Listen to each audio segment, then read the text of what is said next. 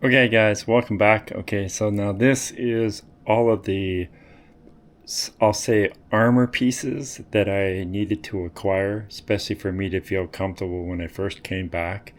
Do I wear all of this kit other than my helmet and my knee pads all the time? No, it just depends on the terrain that you're going to run and the type of trails that you're actually going to be running down. So that changes as I go along, but this is generally what I wear if I'm doing some serious trails, downhill stuff where I know I will feel the most comfortable wearing all the gear. So a couple pieces I will show you.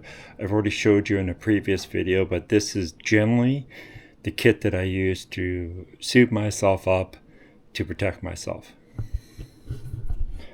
Okay, so I'll start out with the full-faced helmet first, which I did mention in the previous version. This is an ILM. I did purchase it off of Amazon.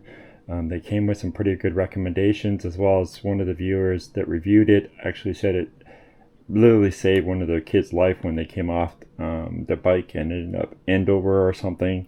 So so far I've come off the bike a couple of times. I've hit my head sort of briefly, and this helmet has done its job.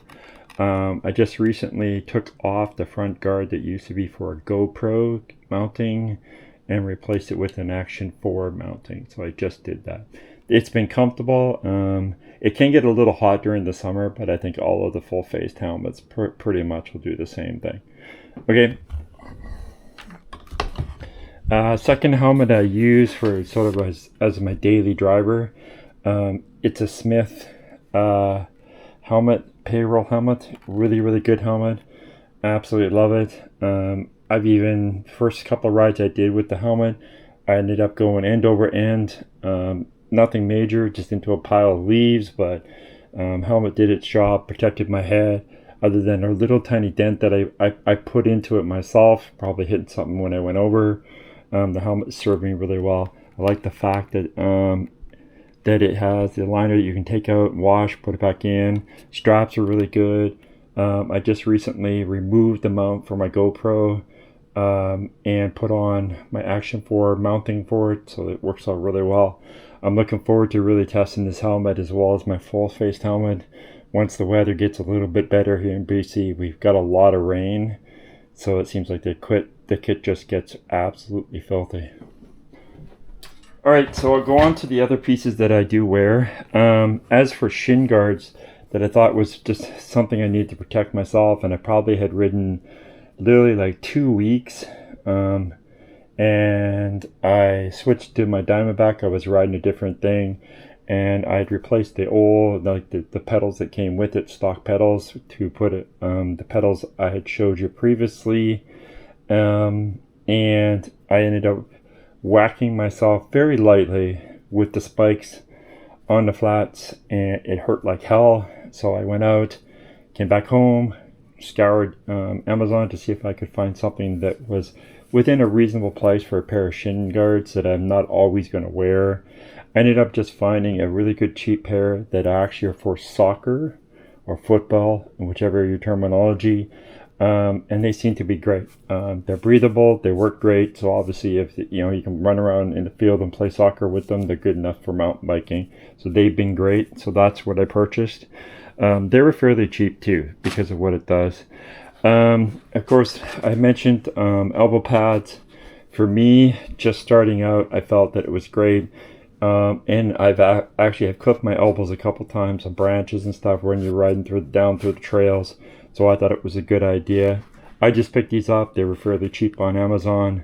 It was just something I thought I would get, and they've turned out really well. They're breathable. They work out great.